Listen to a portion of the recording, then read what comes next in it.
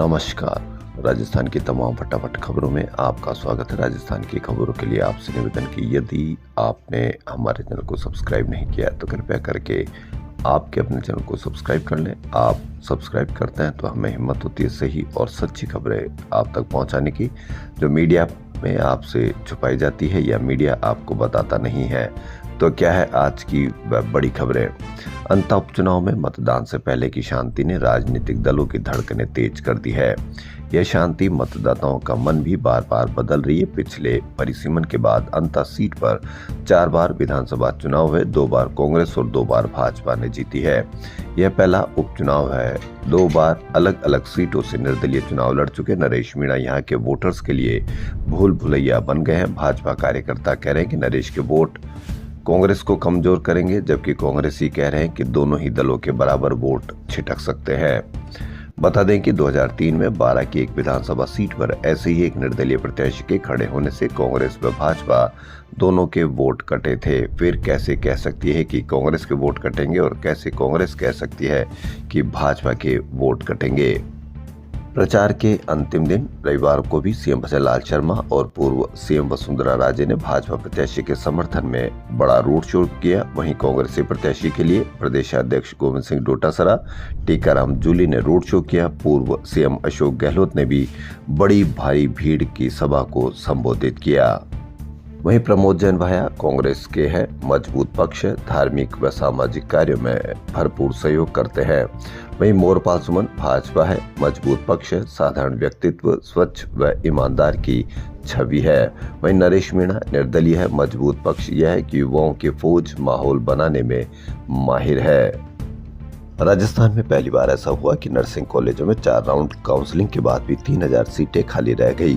12000 सीटों में से 9000 ही भरी। RUHS ने अब तक ऑफलाइन काउंसलिंग पर कोई निर्णय नहीं लिया है, जिससे हजारों छात्र निराश हैं। छात्रों का कहना है कि जब नीट जैसी परीक्षाओं में भी ऑफलाइन काउंसलिंग होती है तो नर्सिंग में भी ये मौका मिलना चाहिए। करीब 75,000 छात्रों ने नर्सिंग एडमिशन के लिए आवेदन किया था, लेकिन पसंदीदा कॉलेज न मिलने से प्रवेश नहीं लिया। अधिकांश अभ्यर्थी मध्यम या गरीब परिवार से, जो घर के आसपास कॉलेज चाहते हैं ताकि रहने खाने का खर्च बच सके। पिछले साल ऑफलाइन एडमिशन दिए थे, इस बार भी छात्र उम्मीद कर रहे हैं। अब देखना यह है कि कब ऑफलाइन चालू होंगे और 3000 सीटें भर सकेगी, क्योंकि 75,000 छात्रों ने नर्सिंग एडमिशन के लिए आवेदन किया था। SMS मेडिकल कॉलेज प्रशासन ने PG रेजिडेंट डॉक्टरों को राहत दी है। PG में पढ़ाई के दौरान हॉस्टल में कमरा खाली नहीं होने और आवंटन नहीं होने की स्थिति में हर माह 5000 रुपये स्टाइपेंड मिलेगा।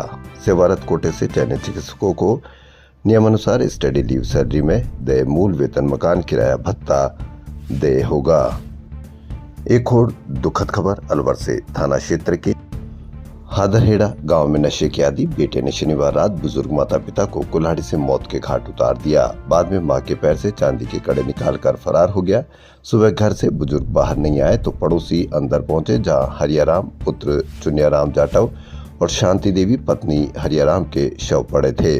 बड़े बेटे मोहरपाल ने थाने में छोटे भाई ओम प्रकाश उर्फ ओमी के खिलाफ हत्या का मामला दर्ज कराया है। वहीं बीकानेर के गुंदूसर गांव की रोही में एक झोपड़ी में आग लगने से मासूम जिंदा जल गया। आग से बचने के लिए भरत, जो 5 साल का था, झोपड़ी में रखे लोहे के खाली टैंक में छिप गया। आग की लपटों ने टैंक को चारों तरफ से घेर दिया, जिससे भरत टंकी से बाहर नहीं निकल पाया और उसकी तड़प तड़प कर मौत हो गई। भास्कर की बड़ी खबर। शिक्षा विभाग की तरफ से लगने वाले ग्रीष्मकालीन खेलकूद प्रशिक्षण कैंप भी शिक्षकों के कमाई का जरिया बन गए। हर साल हर जिले में कैंप लगाने के लिए निदेशालय से आदेश हैं, लेकिन कैंप केवल कागजों में लग रहे हैं और पूरा भुगतान उठा रहे हैं। हर जिले के कैंप में बच्चों पर करीब 60,000 तो ड्यूटी दे रहे शिक्षकों पर 2 लाख से ज्यादा खर्च हो रहा है, क्योंकि DO ऑफिस से 4 की जगह पर 7 से 10 शिक्षकों की ड्यूटी लगा रहे। भास्कर की पड़ताल में चौंकाने वाले खुलासे सामने आए हैं। हरबाड़ा लोहा मंडी में हादसे के बाद भी जेडी और निगम के अधिकारी शहर की सड़कों पर अतिक्रमण को लेकर गंभीर नहीं है। अस्थायी अतिक्रमण पर कार्रवाई कर खानापूर्ति की जा रही है। समाधान नहीं होने से ट्रैफिक जाम की स्थिति रहती है। हाईकोर्ट भी राजधानी की सड़कों से अतिक्रमण हटाने का आदेश दे चुके हैं जेडीए और निगम अधिकारियों के पास, लेकिन कोई प्लान नहीं है। करीब 500 से अधिक चौराहों पर लोगों ने अस्थायी अतिक्रमण कर रखे हैं। राजा पार्क, ट्रांसपोर्ट नगर, रामगढ़ सहित कई ऐसे चौराहे जिन पर अतिक्रमण हुए हैं। आमतौर पर कॉलेज यूनिवर्सिटी में छात्राएं आर्ट्स, कॉमर्स या साइंस जैसे पारंपरिक विषय ही लेती है। खेती किसानी से जुड़े विषय, कृषि विज्ञान पढ़ने में रुचि कम लेती रही है, लेकिन अब स्थिति बदल रही है। सरकार की प्रोत्साहित योजना, बेहतर करियर विकल्प व नवाचारों की बदौलत कृषि शिक्षा में भी बेटियां आगे आ रही है। राजस्थान में 5 साल में कृषि छात्राओं की संख्या दोगुनी हुई है। 2021-22 में इस विषय में प्रदेश भर में 336 छात्राएं थी, जबकि 2024-25 में 765 और मौजूदा 2025-26 में यह संख्या 800 के पार हो गई है। राजस्थान में धीरे धीरे सर्दी ने अपना असर दिखाना शुरू कर दिया है। पहाड़ों से आ रही बर्फीली हवा से दिन में भी ठिठुरन महसूस होने लगी है। रविवार को अधिकांश शहरों में दिन के तापमान में गिरावट दर्ज की गई। वहीं 10 शहरों में रात का पारा 10 डिग्री से नीचे लुढ़क गया। फतेहपुर में सबसे कम न्यूनतम पारा 7 डिग्री, सीकर में 7.5 डिग्री दर्ज किया गया।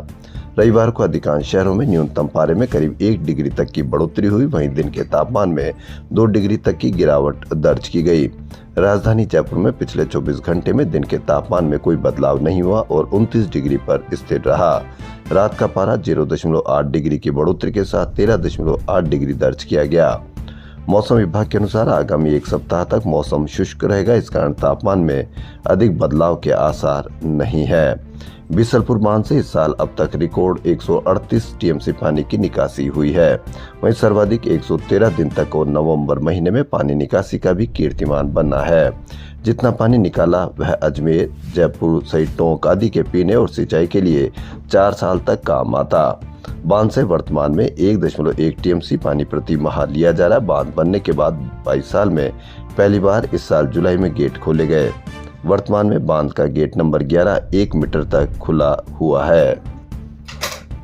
सौरभ जैन, जी हां, अनुशासन, आत्मविश्वास और आत्मसंयम की सबसे बड़ी परीक्षा बिरला ऑडिटोरियम में रविवार सुबह 8 बजे से शुरू हुई।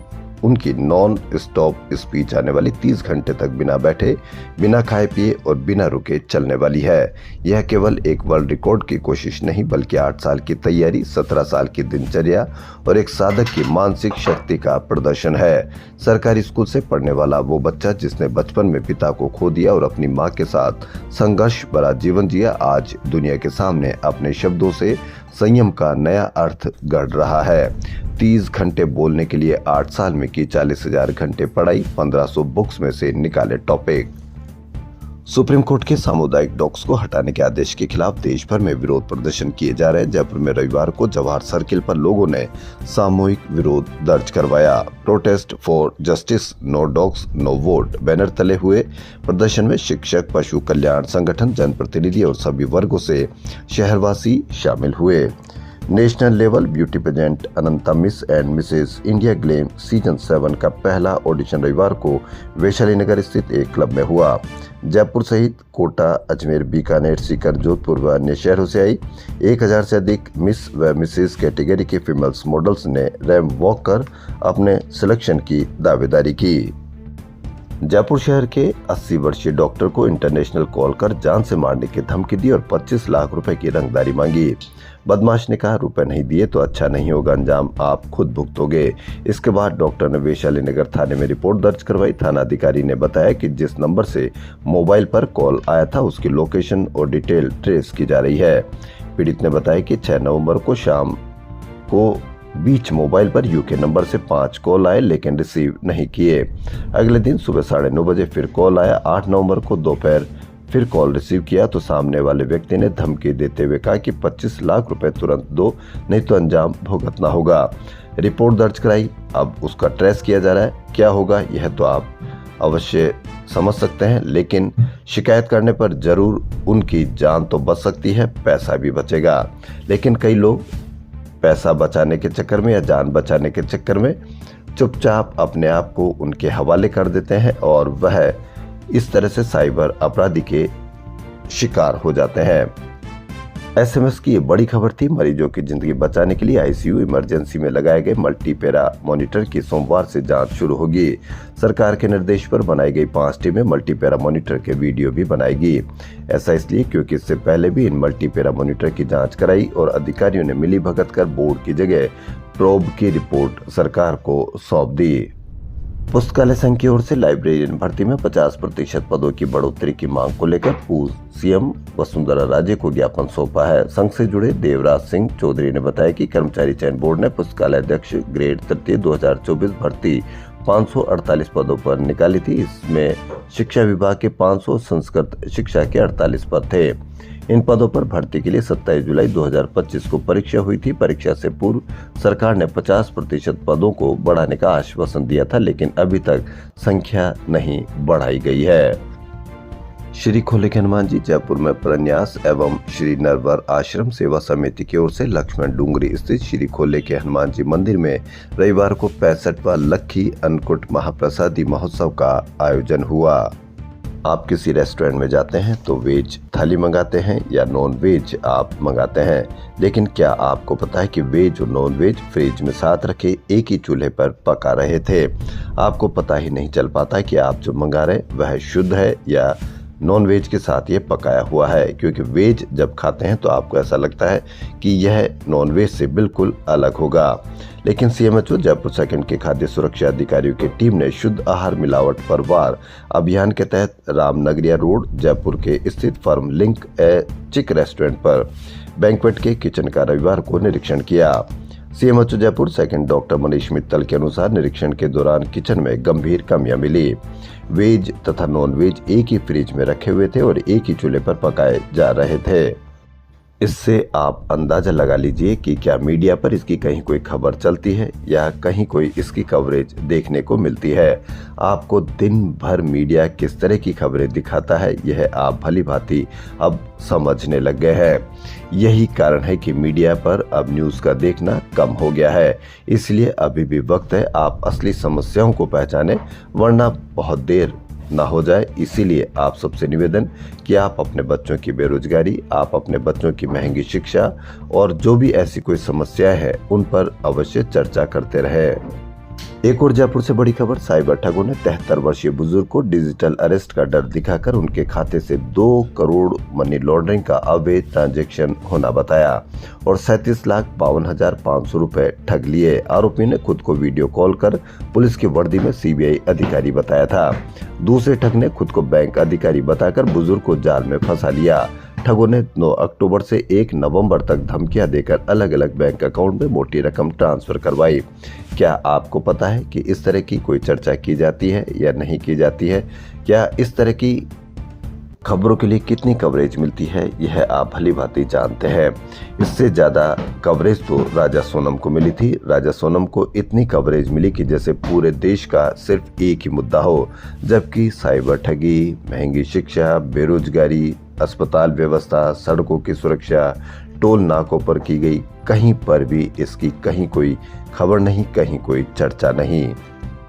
जयपुर ग्रेटर हेरिटेज निगम के मेयरों का कार्यकाल रविवार को खत्म हो गया। अब जनप्रतिनिधियों की जगह संभागीय आयुक्त काम देखेंगे। इन्हें सरकार ने कुछ दिन पहले आदेश जारी करके प्रशासक नियुक्त किया था। कार्यकाल खत्म होने के साथ ही पार्षदों का अधिकारियों पर से दबाव खत्म हो गया। ग्रेटर डॉक्टर सौम्या गुर्जर ने रविवार को निगम मुख्यालय में कार्यकाल के आखिरी दिन समीक्षा बैठक रखी। इसमें double basement parking, sports academy, ULB club, library सहित अन्य विकास परियोजनाओं की प्रगति की समीक्षा की। मैंने कहा कि शहर स्वच्छ रखना हमारे लिए प्राथमिक कर्तव्य है, लेकिन आपने देखा कि शहर को स्वच्छ रखने के लिए प्राथमिक कर्तव्य तो हमारा है, लेकिन कई लोग जो एक संभ्रांत परिवार के होते हैं वह किस तरह से सड़कों पर डस्टबिन समझते हैं और सड़कों पर खाने पीने का सामान फेंकते हैं। इसी की एक वानगी हमने आपको दिखाई थी कि किस तरह से एक लाल कोठी में, जो निगम के पास 100 मीटर की दूरी पर है, निगम के 100 मीटर की दूरी पर इस तरह का एक अभियान चलाया जाना चाहिए। और रात को जिस तरह से खाने पीने का सामान सड़कों पर फेंक दिया जाता है, एक आमलेट की दुकान जो रात को कम से कम 500 मीटर तक अपने आसपास सभी जगह वह आमलेट सर्व करते हैं और लोग खाते हैं और वहीं सामान फेंक कर जाते हैं। क्या निगम अपने आसपास के एरिया को साफ रख पाएगा, या हमारी नैतिकता इतनी स्तर पर गिर चुकी है कि हम अपने जयपुर को भी साफ नहीं रख सकते? कोई शहर साफ कैसे होता है यह तो पता नहीं, लेकिन कोई शहर गंदा कैसे होता है इसकी एक वानगी देखिए। आपको दिखेगा चारों तरफ इस तरह से कचरा और पूरा फैलाव किया हुआ आम लोगों के द्वारा। क्या उस आमलेट और जो खाने वाले हैं उसके खिलाफ कड़ी से कड़ी कार्रवाई की जानी चाहिए। और लोगों का परेड सिर्फ अपराधी नहीं, यह भी शहर को गंदा रखने में अपराधी है। इनकी भी परेड इसी तरह से निकाली जानी चाहिए ताकि आम लोगों को ये पता चल सके कि किसकी वजह से यह गंदगी हो रही है और कौन गंदगी कर रहा है। और यदि जुर्माना लगाया जाए तो इतना अधिक जुर्माना लगाया जाना चाहिए ताकि आम लोगों को ये मिल सके कि कहीं पर भी कचरा फेंकेंगे तो किस तरह से हम भुगतेंगे। लेकिन चारों तरफ अब देखना यह है कि किस तरह से डॉक्टर सौम्या गुर्जर कह रही है कि हमारा स्वच्छ रखना हमारे लिए प्राथमिक कर्तव्य है। आम लोगों के लिए कर्तव्य है या नहीं है, यह आप अवश्य इसकी एक मिसाल देखिए। और ये पूरी खबर देखिए, जयपुर के लाल कोठी एरिया में एक आमलेट की दुकान के बाहर कितना जबरदस्त तरीके का कचरा। इससे आप अंदाजा लगा लीजिए कि क्या निगम की जिम्मेदारी है कि कमाए वो, खाए वो और साफ करे निगम। हम और आप अवश्य कमेंट करके इस पर अवश्य अपनी बात रखें और बताएं कि किस तरह से इसको साफ रखना चाहिए और किस तरह से उन पर जुर्माना लगाया जाना चाहिए। राजस्थान की खबरों में फिलहाल इतना ही। यदि आपको राजस्थान की खबरें पसंद आ रही है तो आपके अपने चैनल को सब्सक्राइब कर लें। धन्यवाद।